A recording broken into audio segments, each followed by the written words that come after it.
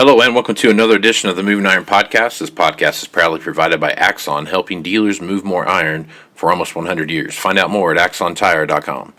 Axon was started almost 100 years ago out of a passion for keeping agriculture moving. It's that same passion that drives them today. With a vision for a better experience for both farmer and dealer, they set out to create a better way to move more iron. When you partner with Axon, you get immediate access to a full range of products and solutions designed to meet the complex needs of today's grower. Axon carries all major brands and sizes of tires, wheels, and tracks.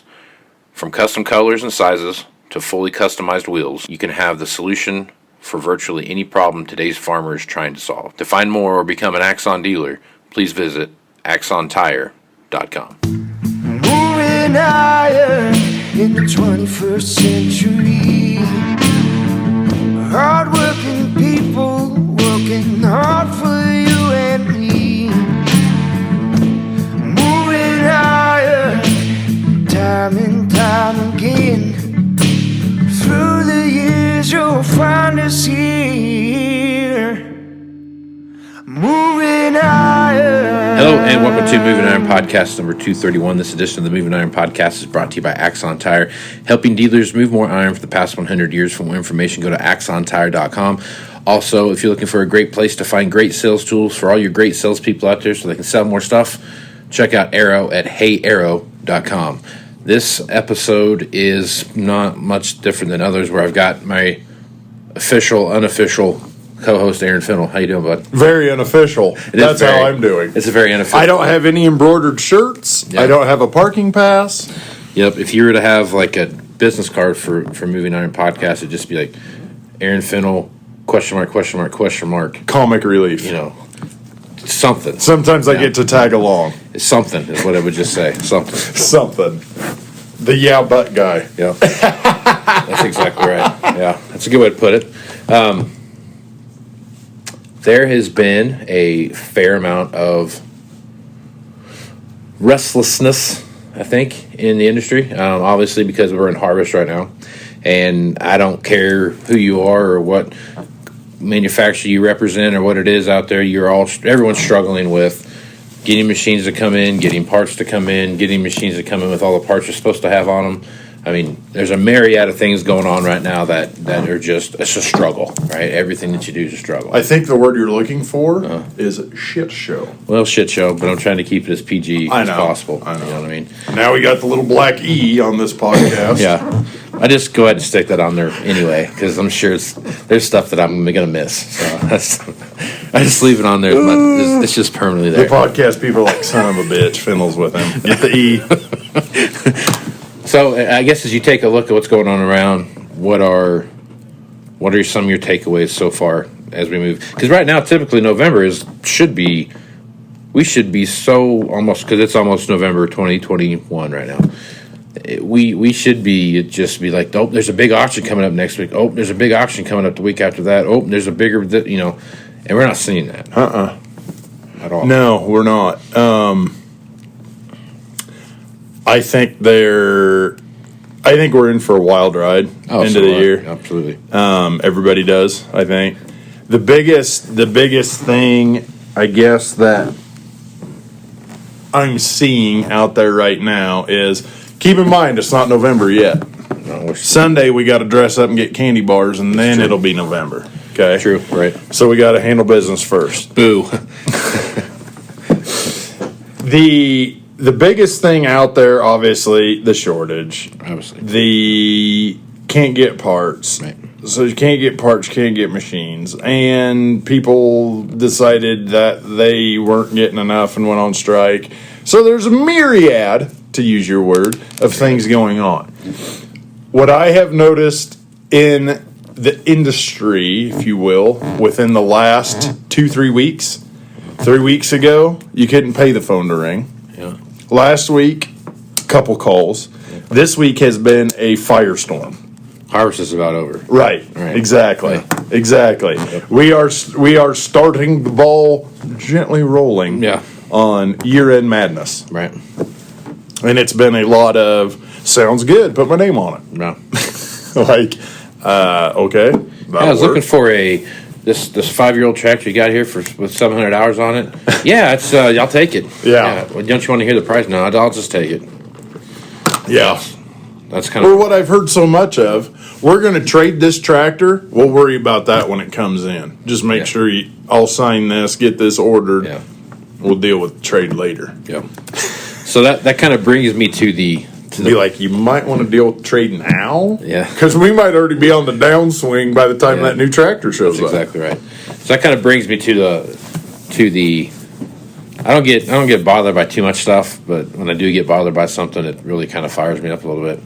And the biggest thing that is bothering me right now that I'm really kind of tired of seeing across the landscape is that,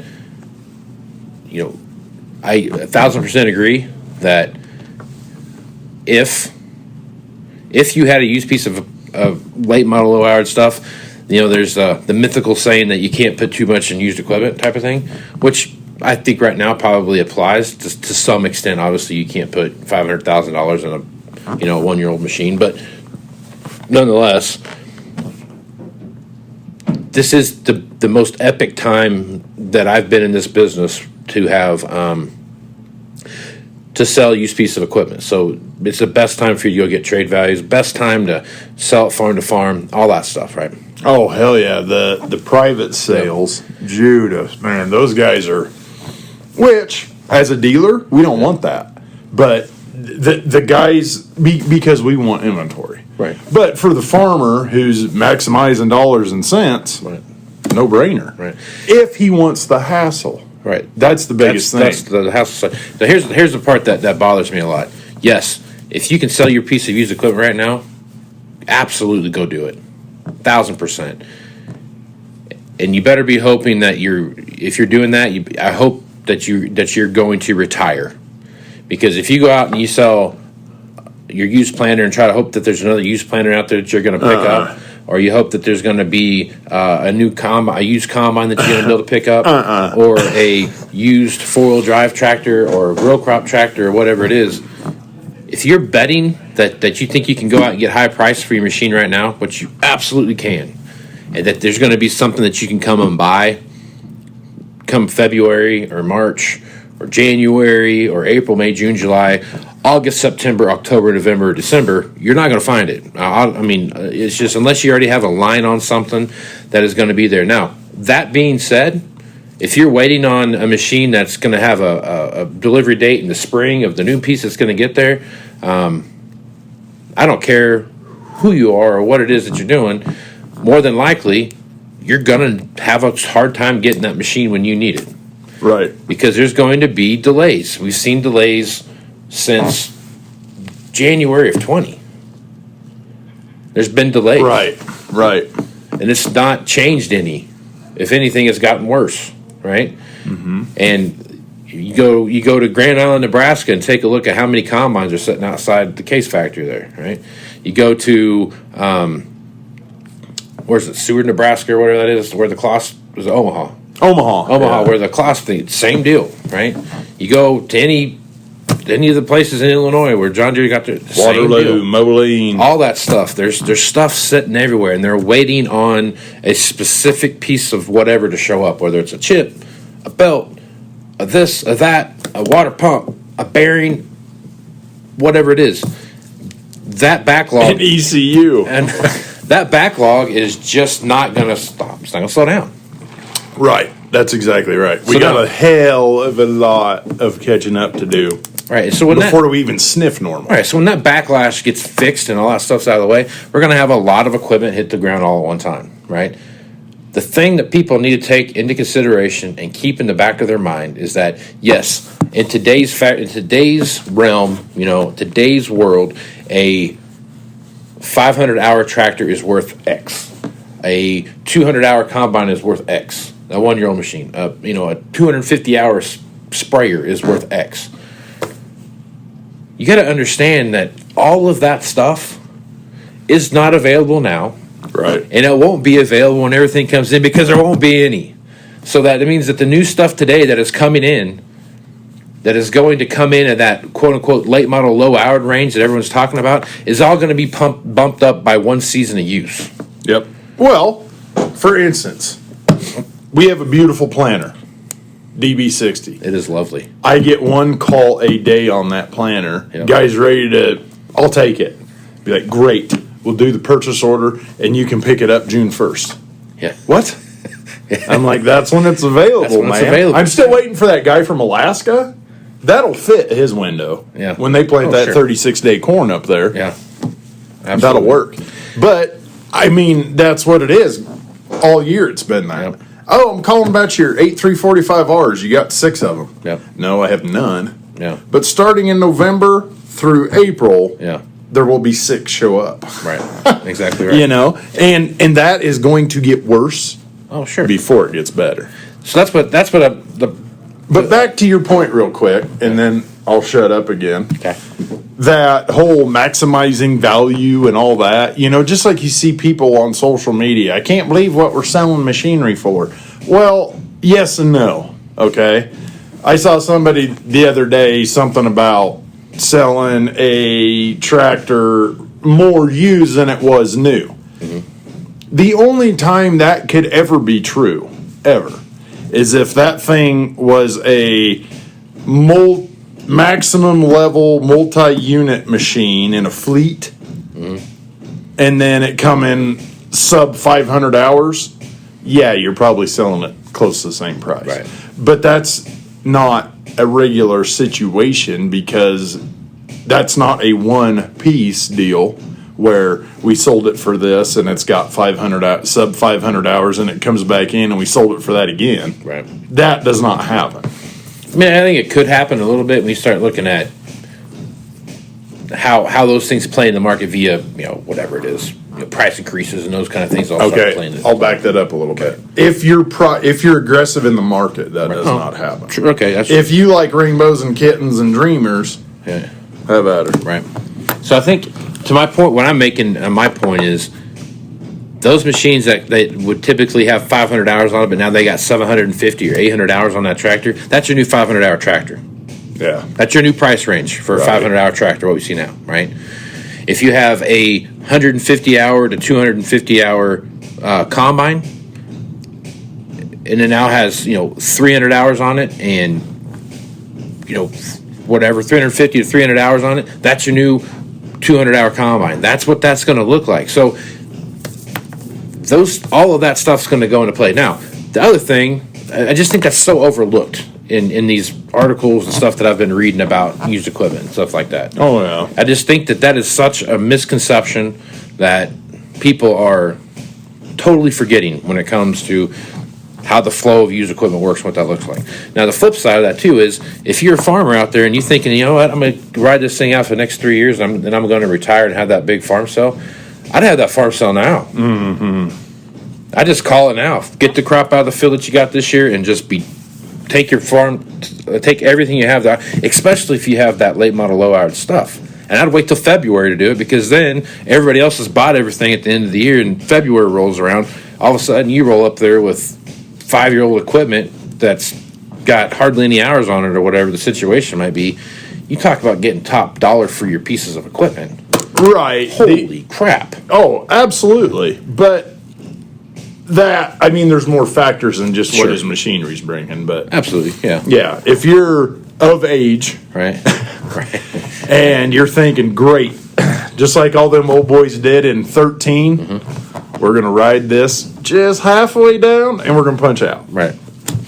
Because, by God, that was the highest peak we've ever been on. If you are where you can already, you're there, you just want to ride it for a couple of years, just do it now. Right. Yeah. Take advantage of it now, because if you're really in a point where you're saying, like, exactly your point, that's Do you what I'm want to saying. buy fertilizer that they can't price you because they don't know what it is? That's exactly.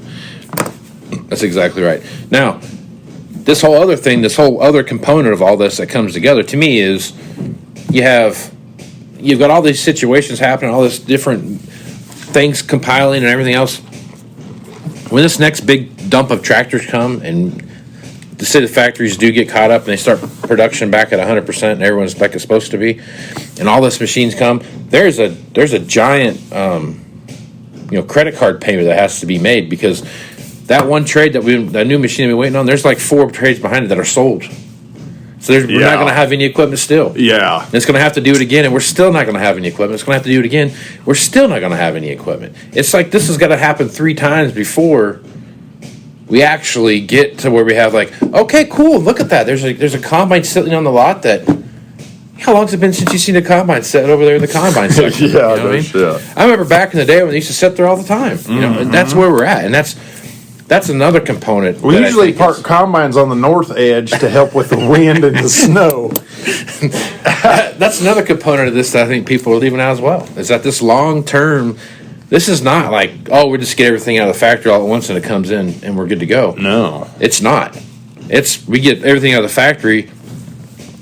I was trying to explain it to my wife the other day, and of course, she's really dialed into what's happening in the used equipment marketplace. Usually she is. And I was like, I want you to put it this way. We have $1,500 on our checking account, or our savings account, and we have a rough month, and we have to use $1,495 of that to take care of whatever happened, Right. And lo and behold, we're going to rebuild back that $1,500, $5 a time over the next paycheck, right? Every paycheck until we get $1,500 again.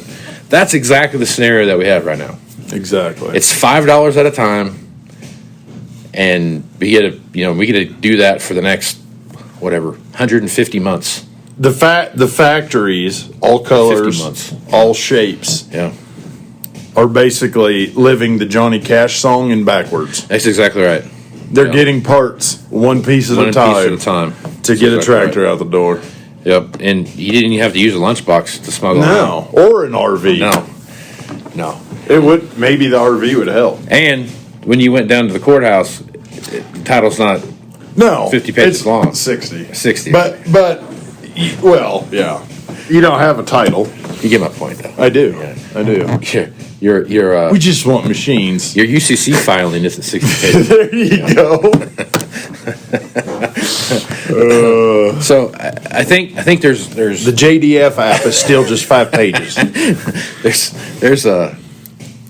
I think there's a lot of merit. I mean, I get the blog posts, and I get the stuff that's out there right now that talk about all the various things that are and how they work together and all this great opportunities that we have right now. But it's unless you're getting out of farming, if you sell your equipment right now, it is a very short-term gain for long-term pain.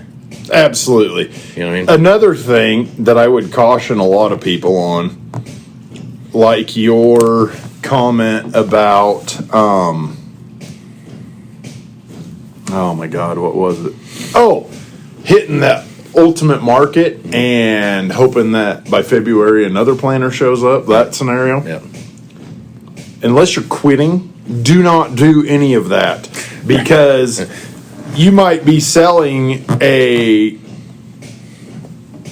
let's pick an older track, an 8400 for 70 grand or something. Just batshit crazy. It's got 10,000 hours on it. Yeah. Just batshit crazy. Yeah. But that replacement for that is also batshit crazy. Yeah.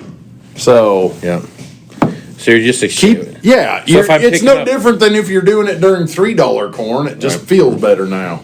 The front part feels better. So we're just exchanging batshit, is what you're saying. Right. Yeah. Okay. So I think there's the opportunity is absolutely there to go out if you're in the market to sell. By God, take full advantage of this marketplace. Yeah. Take full ultimate advantage of this place and really enjoy this.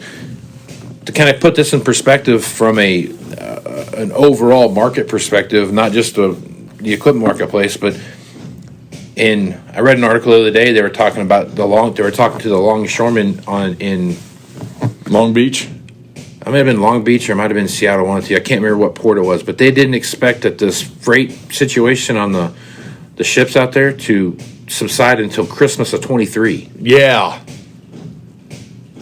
I know. So that means that all of this stuff that we're doing right now we're going to be in a ride. We're on long for a ride till Christmas of 23.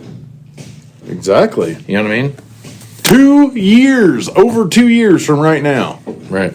So if if you are in a place right now where you're thinking about, you know what, I'm going to ride this out. We're gonna do what we're gonna do, and I just want to, farm for a couple more years.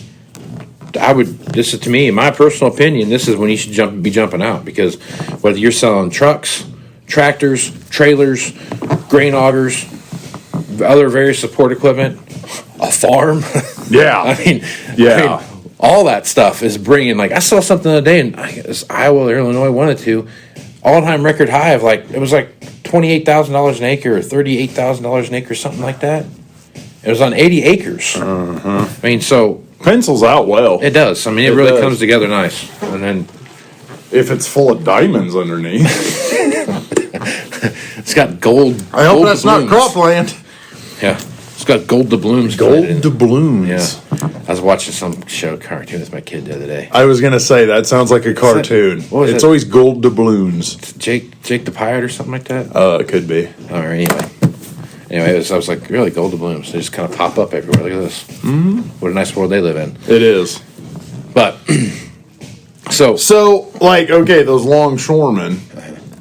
Tommy, that works at the docks. Right. What's he gonna do then? He's gonna go home to Gina every night. Oh, okay. Yeah. There you go. And they're gonna work that out some way or another. But they're gonna live on a prayer. Yeah, if they can. So absolutely, they're halfway there. Well, almost. Yeah, they're getting closer by the day. So. Oh man. Okay. All right. So last but not least, let's talk about this real quick. As we position ourselves to go into this end of the year push, there will be some machines that pop up here at the end of the year that are going to be available. If you are looking at something right now, what machine do you buy and replace on the farm, and what machine do you recondition over the winter that you would have traded anyway, that you would have traded? That you would have traded? Right. Okay. Why are you not trading that one? For a merit, you can't find one or whatever it is, right? But you can pick one or the other, right? You have two machines that you want to go out and trade, right? I want to trade my combine, I want to trade my planter. I've got a choice of one. Which one am I trading and which one am I reconditioning? Trade the combine. Yes. Because that's the most sane production. All right. Yeah. Do not even think about parking that planter outside for the winter. Right. Yeah. Or sell your planter, go into your dealer, order your brand new 2025. So maybe get a bag of seed and a harrow and go plant corn that way for 3 years. So let me put some more parameters around this scenario. Right, you're at your dealership, right, and you have got the opportunity to trade one or the other. Right. You can trade your used combine in on a 1-year-old combine or whatever you're doing. Right. You've got a tractor, whatever it is, and you have another one over here that, you know what, I'm going to run it one more year. I could trade it in, but it makes more sense for me to do the overhaul, and then run it one more season, and then assuming that we have a similar situation this year, I'm going to get more for it here. Correct. Yeah. To me, I think you're right. I think it's the planter, I think it's you trade the combine today, you overhaul the planter, recondition it, do all the stuff that you're going to do to it there, run that parts for one season, and then you're going to come back in next year, and you're probably going to get more for it than you did even accounting for the parts that you put on it. Correct. Because we're going to be deeper into this, right? The planter thing, right? What I would say above all of that, then you can start having the conversation. Do you stay with the hashtag born this way or hashtag, what was it? Hashtag precision donor. Yeah, precision donor. That was what it was. I forgot about hashtags too. I know. What the hell? That was invented here. What I would say over and above that is I would tie it into the rabbit hole. Okay. Not the rabbit hole. The one before that. Support equipment. Okay. Well, that was part of rabbit hole. Was it? Yeah. That's how rabbit hole we started. We started out that way. And by the end of it, we had New Holland selling off to Kubota. And what I would do, if you're a tillage man, do your tillage stuff. Do your Landau, do your Degelman, your Pro-Till, your whatever. Do that stuff because there's no electronics on it. there you're just working with steel, price of steel, steel shortage, that kind of stuff. That seems to be quicker replenished than these Way easier to overcome. Yes. missing chips for 9 months now. Chips with no dip. Chips with no dip. Yeah. They're like a ruffle that they forgot to stamp the ridges into. Exactly good. It's like a Pringle that's not in the can. Yeah. Or like a flat Pringle. It's like a bag of You Pringles. can't duck bill them. Right. What fun is that? Do that kind of stuff. Augers. Semi-trailers. Right. Grain carts, tillage. Do that. Grain bins. That's a good idea. That kind of stuff. Maybe I'm certain, well, I know for a fact there's less hold-up shortage BS in that world than there is if something has an engine in a cab. That's true. That is true. So those are all good points, especially on the grain bin side of it, too, because now you have the opportunity, if you can put a grain bin up, and assuming that Sean Hackett's right with this winter thing and all the stuff we have coming down the pike, as far as all that stuff goes, you can really start looking at playing the market in a better direction because now you have more on-farm storage to play the game with. Right. You know what I mean? And at some point, Searcy is going to show up with the White Walkers, and then then we're done. Winter is coming. Winter is coming. Yeah. And according to Sean, which he hasn't been wrong yet, so I'm just going to preface that. Winter's going to come in like mid-November to first part of December. Who the hell's watching the wall? That's what I want to know. Yeah. Don't let Pink Floyd do it. Yeah. Because you're going to have to eat your cake without eating. You want to eat your pudding without eating your meat. Mm-hmm. So. Nice touch. Right on. So, needless to say, kind of recap what we talked about here a little bit. I think we need to. Our auto track was a little fuzzy today. A little fuzzy. Drop a marker, for God's sakes. If you're in a place where you're ready to sell and you're looking at retirement and those kind of things, I don't think that there's any better time between now and February to have that auction. I would agree. Okay. The other side of that too is if you think that you're going to sell what you have now and then hopefully come back around and backdoor something else that's going to be down the road that gives you the opportunity to buy something, sell your stuff now if you want to. That's fine. Don't deliver it till you get the piece that you think you're going to get. Let's maybe have something lined up prior to selling your own. Right. Do not roll the dice right now. This is not a good time. Financially, great move. Yeah. Replacement-wise, worst you could do. This kind of reminds me of when I was going through my MBA program, there was a thing we called Mike's Bikes that we did at the end. And it was like a simulation of you had all this material and you're building bikes, and the whole idea was like you built a certain model of bike at a certain price point and did this thing, and you went through this whole thing and you were trying to build your stock price up. Well, I didn't know what I was doing. No one made it clear to me what I was doing when I was doing it. Mm-hmm. What I did was I sold off the entire production of materials before I made a bike to this mythical thing. And then I had to finish out, and of course my stock price went through the roof because I had all this income. My balance sheet was amazing, right? I had all this income. Like you sold the steel to make the bikes with? I never actually just made threw a bike. in the towel. Yeah.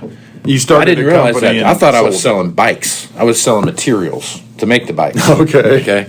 So I come in the first week and I pull up my stock price and I'm like $10 higher than anybody else. Week one, I'm like, you're dumb. They're so stupid. I mean, I don't even know what I'm doing and I'm already up there. Well, my stock price slowly eroded away because I wasn't making any bikes. I had to go to borrow money and everything else to get this, to go get materials and start over again. So basically I started all the way over with debt that nobody else had. So needless to say, my Mike's Bikes project didn't go very well. Two things. One, good job, IH. Two, I also had an MBA in college. Uh-huh. Monday beers again. So that's my Mike's Bikes scenario that I threw out there to you is what I think is what will happen if you try to sell your machine now and you're going to hope for something else. Have something waiting in the wings out there someplace that you're going to pounce on, that you've got, you're waiting on your neighbor to get his new one or whatever it is that you're doing. Make sure you have something lined up there, because if you don't, I promise you're going to get stuck and you're not going to have you're going to have everything else you need except for, it should be cool to have a planter or a tractor I can hook to this planter. Mm-hmm. Break out the Clydesdale cells. Get a lot of Belgians. Where's the English?